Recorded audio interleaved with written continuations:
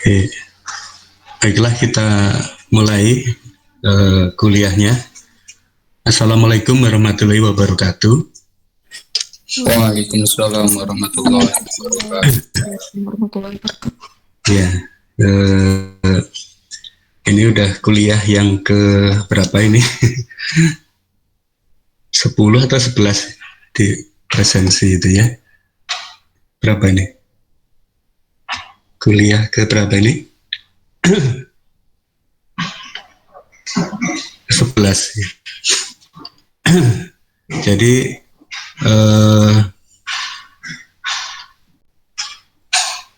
yang dari Bu Eka sudah ya, ada.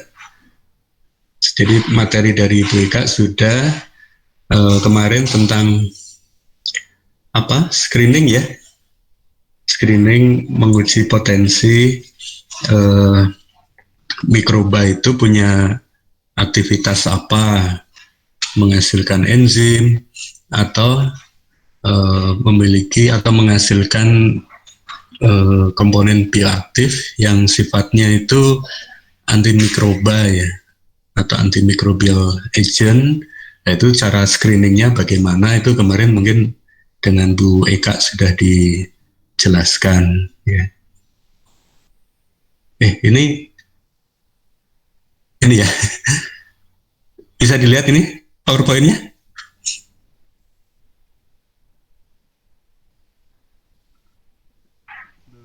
Halo? Belum ada, Pak. Belum. Sebentar. Stop sharing. Sebentar. Kok jadi ini?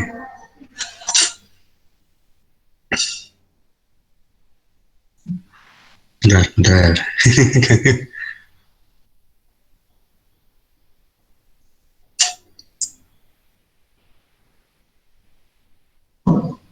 Personal. Oh iya.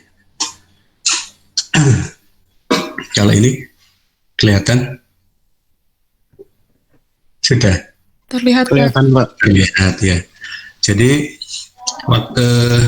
mungkin dijelaskan, ini contoh yang screening ya kemarin. Jadi kita menguji mengisolasi gitu ya, mengisolasi, memurnikan berbagai, ini contoh bakteri sama hamir ya, yeast ya. Jadi dia punya aktivitas apa, kita ingin cari yang proteolitik gitu kan. Ini contohnya saudara lihat di dalam media agar ini kita tambahkan skim ya, di medianya itu ditambahkan skim, dilarutkan gitu 3% ya, 3% sedikit ya.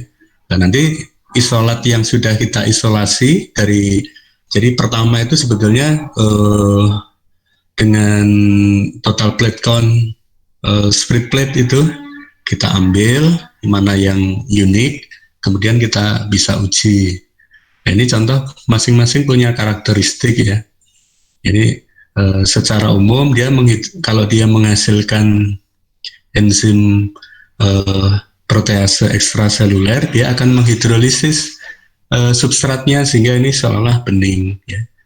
Nah, seperti bening, kelihatan bening karena proteinnya kan didegradasi menjadi peptida yang kecil sehingga terlihat seperti ini, bening gitu ya. Jadi ini screening di awal. Jadi waktu itu kita coba kembangkan metodenya dengan ini kita beri nama blok agar ya. Jadi kita bisa hitung luasan hidrolisisnya atau zona beningnya itu berapa mili atau berapa senti. Ini kita bisa ukur ya. Nah, ini metode ini kita beri nama blok agar. Waktu itu ini tahapan untuk screening, mungkin kemarin sudah dijelaskan. Nah, tapi ini kan kita punya isolat A ya, B, C, D, atau ini kita kasih nama ya isolatnya. Nah, ini apa ini gitu kan. Pada tahap awal memang kita screening menggunakan media yang spesifik. Kalau lactic acid itu biasanya menggunakan MRSA ya. MRSA itu untuk lactobacillus itu cocok lah untuk tumbuh di situ. Kemudian kalau untuk khamir itu pakai MEA ya, malt extract agar. Jadi dia memang harapannya hanya khamir yang tumbuh dan kadang kita tambahkan antibiotik ya, sehingga bakteri tidak tumbuh.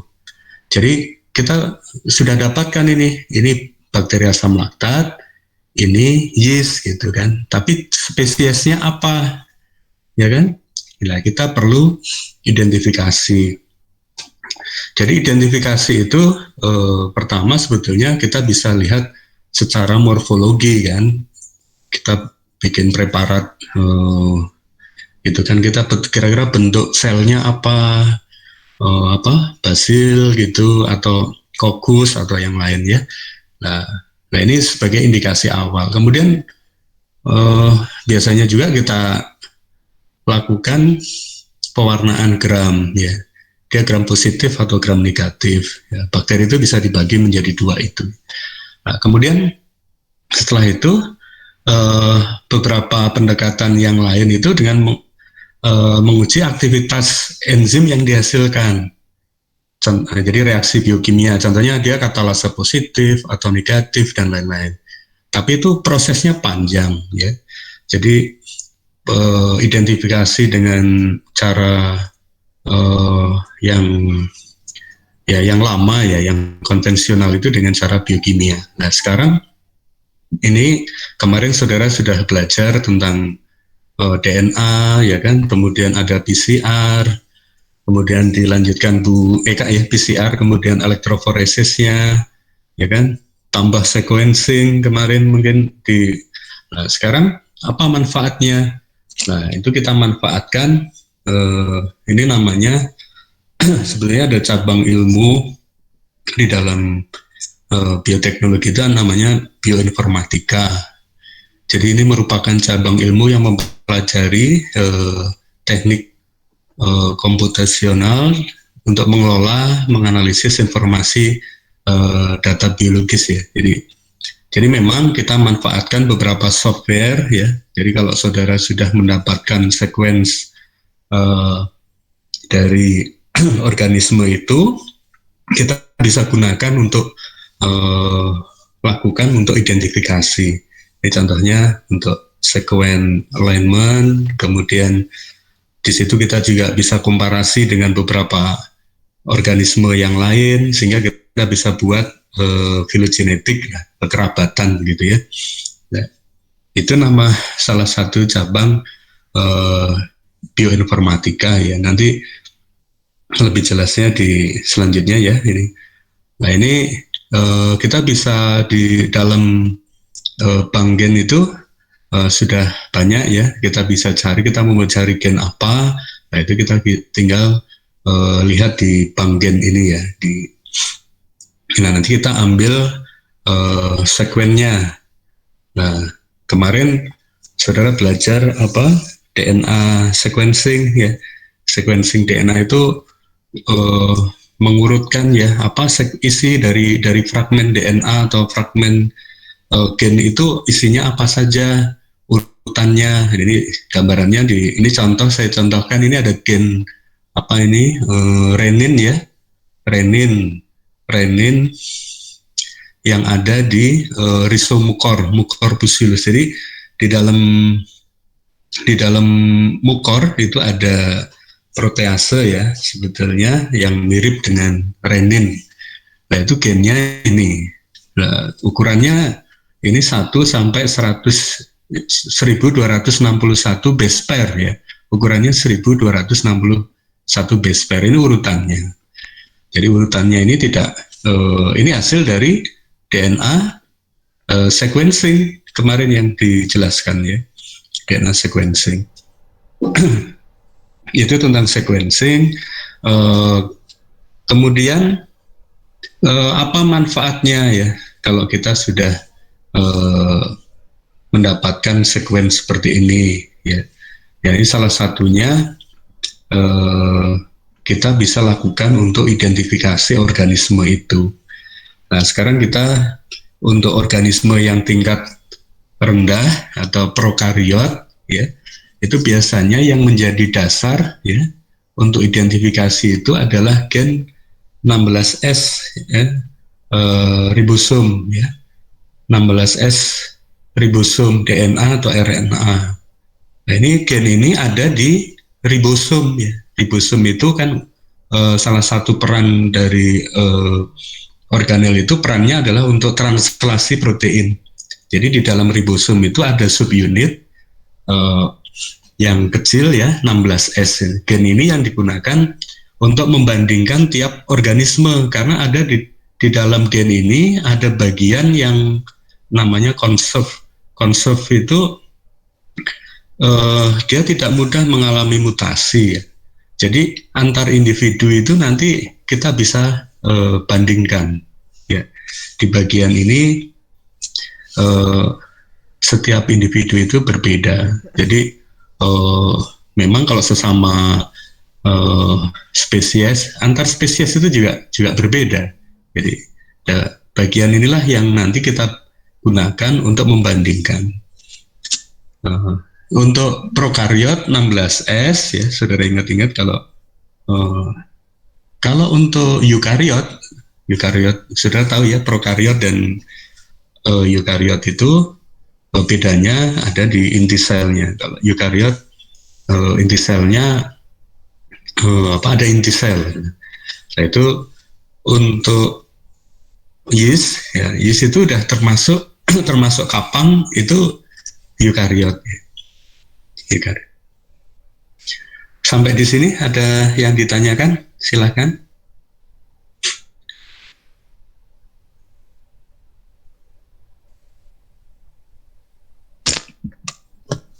Saya lanjutkan dulu.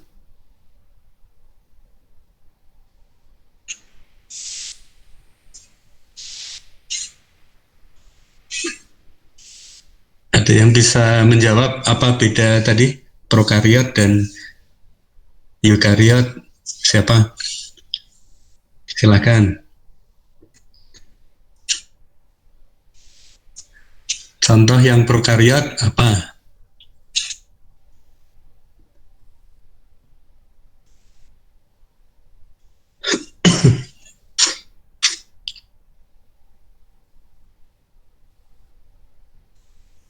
Ini masih nyambung ini saya? Masih, Pak. Oh, masih. Saya takutnya. Jadi kalau prokariot apa tadi? Tapi bakteri, ya.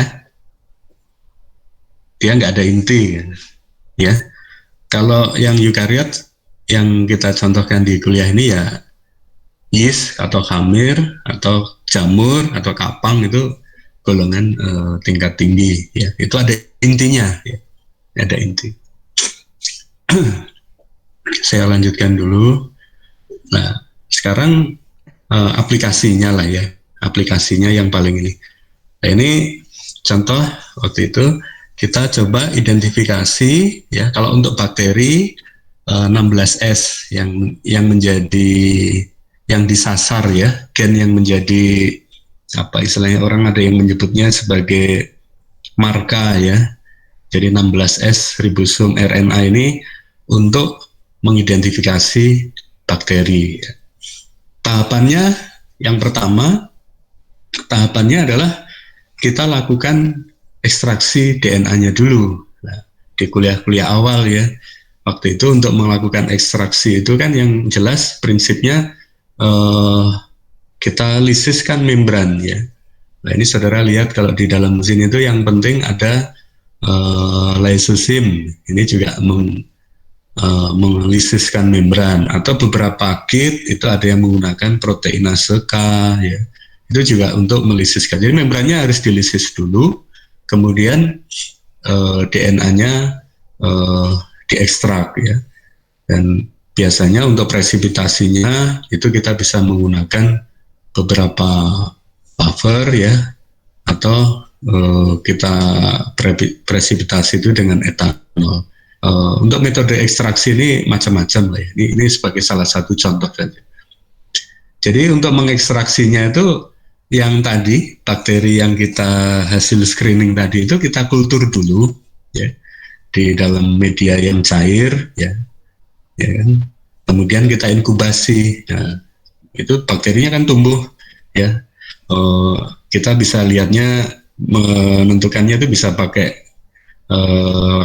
waktu dulu ada menentukan bahwa bakteri kita tumbuh atau tidak itu dengan optical density ya, atau nilai absorbansinya. Jadi dengan spektrofotometer. Jadi kita ambil sampel, kemudian kita ukur spektronya. Kalau untuk jumlah sel itu masih ingat nggak berapa panjang gelombangnya? Untuk mengamati kurva pertumbuhan kemarin, panjang gelombangnya, spektronya kita setting ukuran berapa? 600 ya, 600 nanometer. Nah itu nanti kita ambil pakai kuvet itu, lah nanti berapa nilai OD-nya? OD harus di atas 0,8, ya, 0,5, 0,8 itu berarti bakterinya tumbuh dengan banyak. Nah, selanjutnya dilakukan ekstraksi. Nah ini kalau ini metodenya namanya menggunakan CTAB ya. CTAB. Nah, setelah kita dapatkan DNA-nya, kita ekstraksi. Nah, selanjutnya di ini apa PCR ya. Jadi kita PCR. Apa fungsi dari PCR kemarin ujiannya? Masih ingat? Ada yang bisa jawab?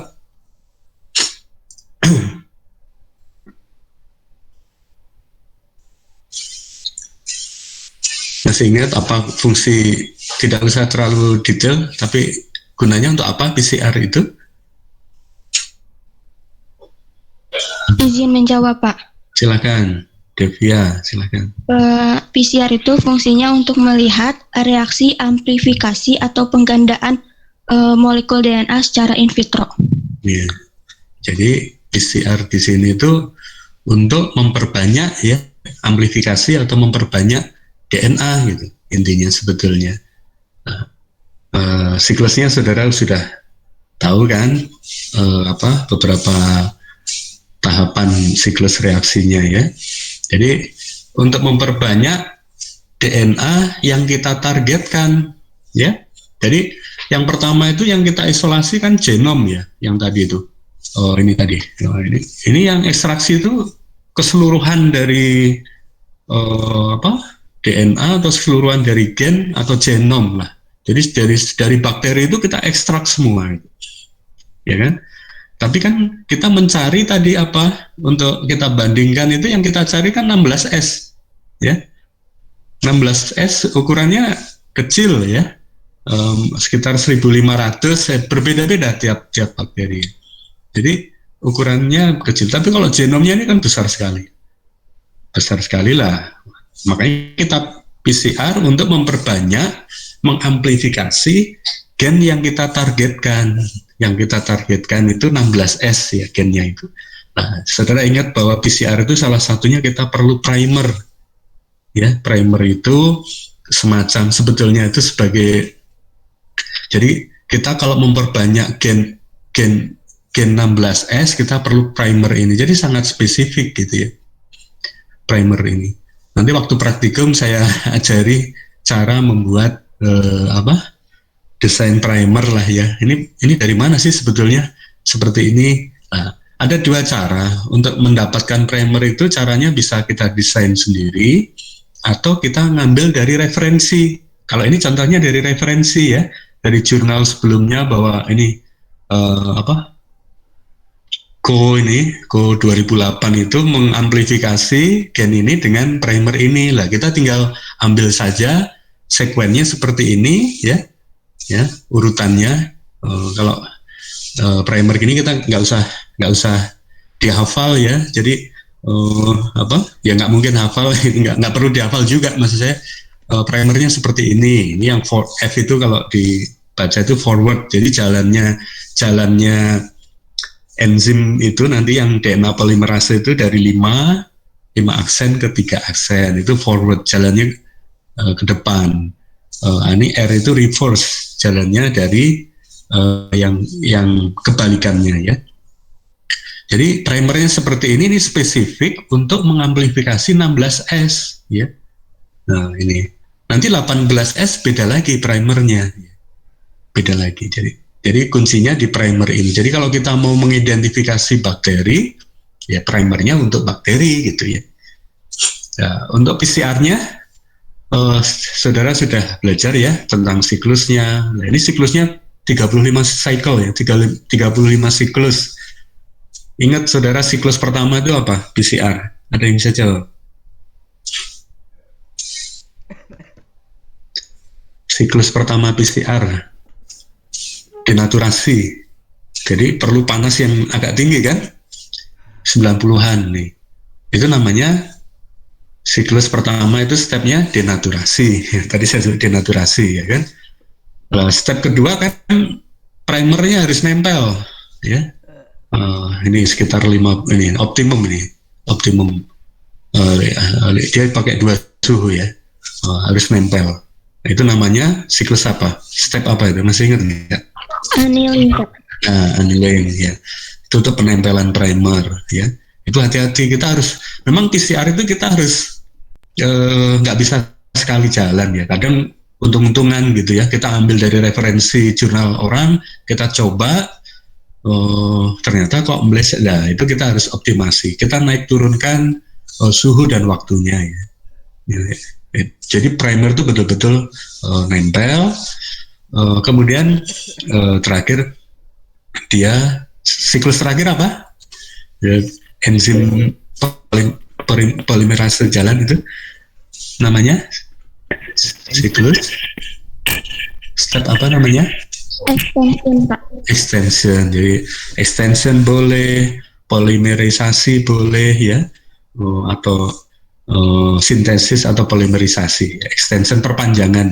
Jadi enzim DNA polimerase itu kerja, dia mensintesis polimerisasi. Makanya namanya juga PCR ya, polimerase chain reaction. Nah, ini PCR-nya. Kemudian untuk melihat hasil PCR harus di elektroforesis ya. Ini kalau kita gunakan PCR yang manual ya. Kalau untuk mendapatkan gen memang kita masih perlu PCR yang manual. Kalau untuk yang real time itu hanya biasanya untuk mendeteksi dan analisis ekspresi ya. Itu nanti saudara kalau ada kesempatan untuk lebih jauh lanjut sekolah lah, itu silahkan itu kalau saudara ingin mempelajari lebih, itu tentang ekspresi. Nah, kalau ini yang manual kita harus membacanya dengan elektroforesis, bisa dengan agaros ya, 1% atau dioptimasi dulu juga bisa ya. Kemudian setelah PCR kemudian dilihat ada pitanya atau tidak, ada bandnya atau tidak dengan elektroforesis, selanjutnya di sequencing. Jadi kalau memang tadi gen 16S itu sudah diamplifikasi, sudah muncul, nah itu kita ambil, kemudian kita sequencing. Ini yang memang salah satu kelemahan di kita, di Indonesia. Kita dimanjakan gitu ya. Jadi karena banyak distributor dan lain. Jadi untuk sequencing itu dikirim ke luar ya. Jadi harganya juga murah, nggak terlalu mahal. Jadi memang memang untuk mengoperasikan DNA sequencer itu memang nggak ekonomis kalau hanya sedikit ya. Sehingga orang lebih suka setelah elektroforesis dapat bandnya, kemudian dikirim di sequencing ya di luar. Nah ini contohnya tadi setelah PCR ya kan. Nah ini gen 16S-nya itu ini dapat nih. Ini saya punya 2 isolat nih. Ini kita kasih nama lah, itu apapun saudara nanti kalau nemu bakteri apa kasih nama aja. Nah ini ukurannya sekitar 16S-nya 1500 base pair ya. Nah, tapi ini isinya apa? Isinya ya harus di sequencing baru tahu. Kalau dengan elektroforesis ini kita hanya tahu berat molekulnya kan. Ada 1.500 pasang basah atau base pair ya. Nah, saya nggak untuk sequencing kemarin sudah dijelaskan Bu Eka, mungkin ya ada metode kimia awal dulu ditemukan itu.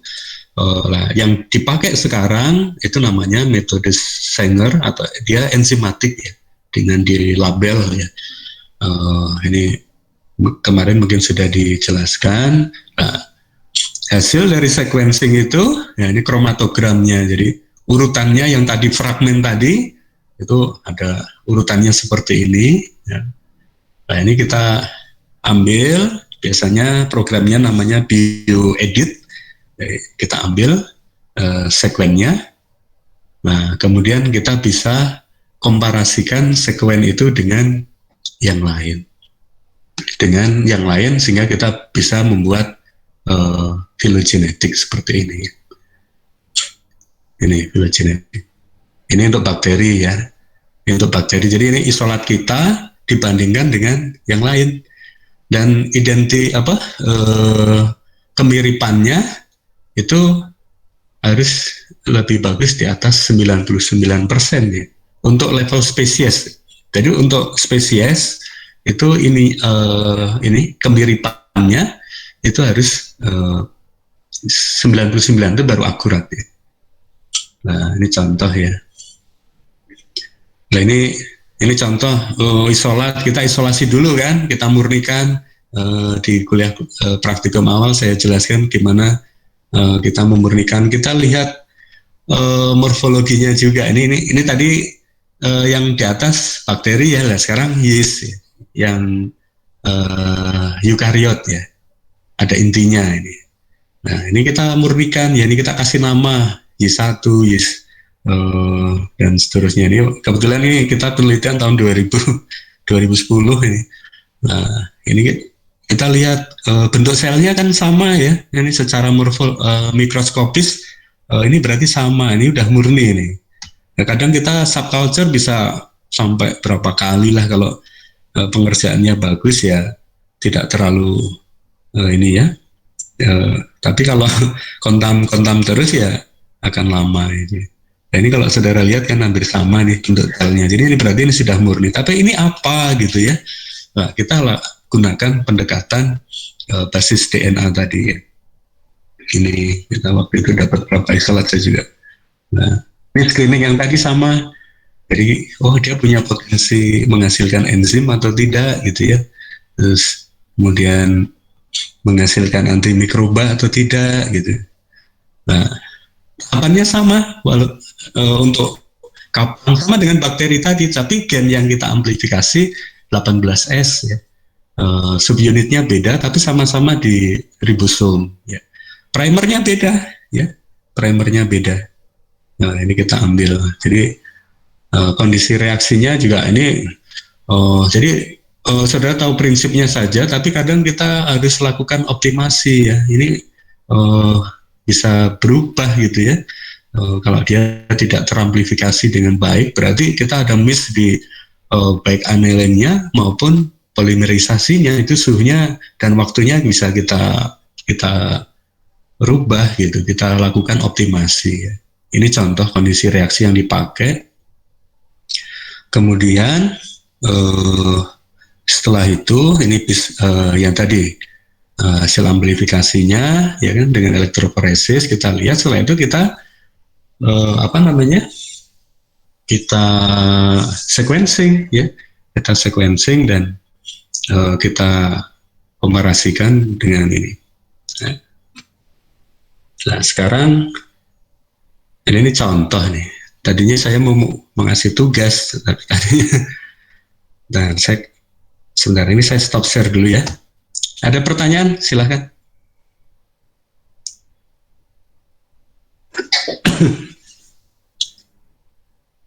Ada yang ditanyakan? Silahkan.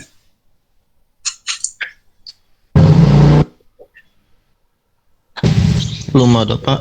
Belum. Nah, ini contoh ya, contoh nih. Ini tugas kita kerjakan bareng-bareng lah. Jadi ini setelah PCR gitu ya kan. Terus kemudian kita sequencing, ya. Kita sequencing dan kita dapatkan sekuennya seperti ini. Ini ukurannya, ya. Jadi sebenarnya ukurannya seperti ini. Nah ini bakteri kita itu apa gitu ya. Nah cara menggunakan PPT-nya ya. nggak nampil. Oh sorry sorry. Sebentar. Kok tadi saya ini.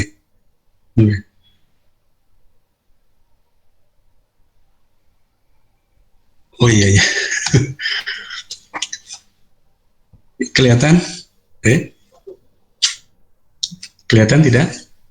Sudah, Pak. Oke. Nah ini contoh ya. Setelah PCR, ya kan? Ini contoh PCR, kita dapat gen 18S-nya, kemudian di sequencing, ya, di sequencing. Ini hasil sekuennya gitu ya. Kita ukurannya 1021 base pair. Nah ini bakteri apa gitu kan? Nah kita memanfaatkan ini software ya. Ini juga gratis itu dengan BLAST ya. Jadi kita komparasikan, kita alignment sekuen ini dengan data yang ada di GenBank ya, banknya gen. Ini saya mau coba kalau share untuk bisa kelihatan itu pakai yang mana nih saya? Window. Saya klik apa biar yang saya mau buka Google gitu? Yang mana nih? Ada yang bisa bantu? Ini ya, Gmeet ini bukan?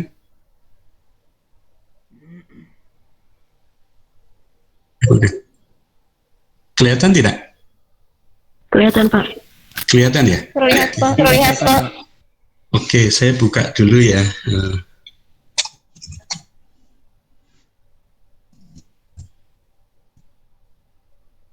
Ini kelihatan? Kelihatan ya? Kelihatan deh? Kelihatan Pak. Nah, ini webnya ya, GenBank-nya, ya kan? Terus apa tadi? Nah, kita dapat sekuen tadi ya, sekuen tadi. Lah kita coba manfaatkan nah ini pakai BLAST ya. Jadi BLAST ini untuk membandingkan data sekuen kita dengan data yang ada di bank gen ini ya. Jadi nanti organisme kita itu apa gitu, bakteri kita itu jenisnya apa. Nah ini kita lihat dulu. Nah di sini kalau sudah suka ini ya bisa dilihat lah ya. Tapi ini hanya untuk yang basis DNA saja yang kita ini. Caranya simple gitu ya. Nanti kita lihat, mudah-mudahan jaringannya bagus.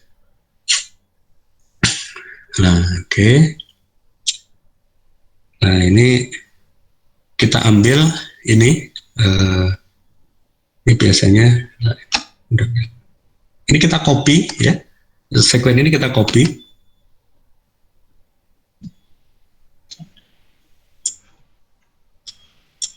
Kita masukkan ke sini ya. Nah, kita coba BLAST.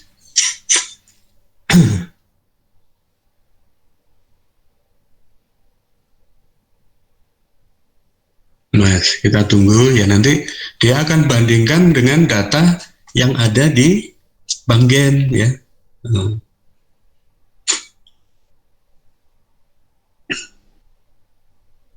Ada yang pernah mengerjakan seperti ini? Belum Pak. Belum ya. Jadi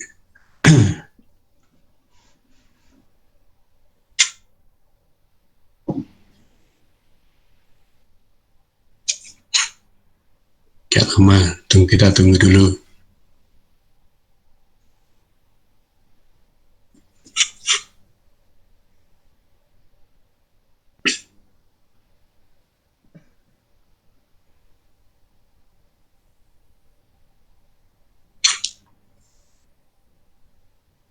Sudah ada. Ya ini hasil alignmentnya, kita lihat di bagian lah. Ya ini. Jadi kita lihat yang paling tinggi ya, yang paling tinggi. Jadi bakteri kita itu ternyata Lactobacillus casei. Itu hasil alignment kita ambil yang paling tinggi. Jadi nanti dari sini kita bisa gunakan kalau untuk pembuatan pohon filogenetik ya, bisa menggunakan yang dari BLAST ini, atau nanti saya tunjukkan di praktikum lah cara itu pakai Mega ya, program Mega itu kita bisa membuat filogenetik, tapi di BLAST juga bisa juga ya, seperti ini. Nah, ini contoh. Jadi hasilnya ini yang kuning ini. Nah, ini kita bisa download, kita copy, kemudian jadi nanti saudara kalau ada kesempatan lebih lanjut, dapat bakteri tadi kan, dari isolasi, screening, kemudian identifikasi, terakhir apa itu dengan 16S kalau untuk bakteri dan 18S untuk yang eukariot, kamir, kapang ya, jamur itu pakai 18S. Kalau untuk bakteri itu 16S, beda subunitnya. Jadi identifikasi ini lebih valid ya, lebih valid dan ya diakui lah karena nilai keakuratannya ya. Kalau untuk beberapa jurnal internasional ya, itu memang dia mensyaratkan biasanya untuk identifikasi menggunakan pendekatan DNA ini. Ada yang ingin ditanyakan? Silahkan.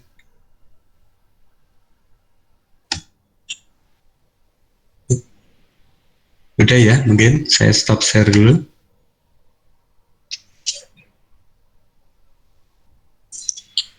Oke.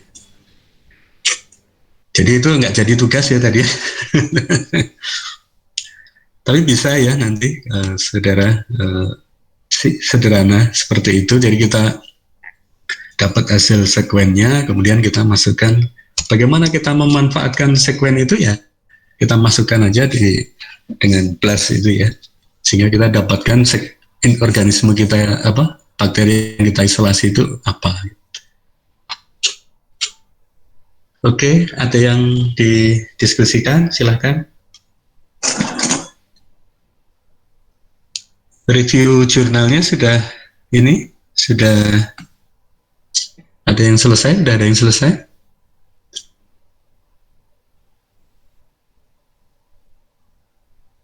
Belum ya, masih tanggal berapa sih kita terakhir? Tanggal 11 Desember kalau nggak salah ya, 11 Desember lah.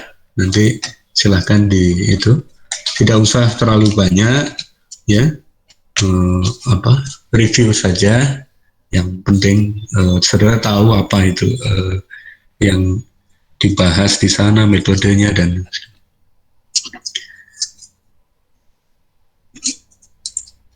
ada pertanyaan atau cukup? Sudah ngisi presensi? Sudah, Pak. Sudah ya, oke. Baiklah, kalau mudah-mudahan ada gambarannya, nanti silahkan dicoba sendiri ya. Kalau saudara ingin lihat-lihat mencari gen apa gitu di bank gen itu ya. Terima kasih atas perhatiannya. Kita akhiri kuliah hari ini. Assalamualaikum warahmatullahi wabarakatuh. Waalaikumsalam. Terima kasih, Pak.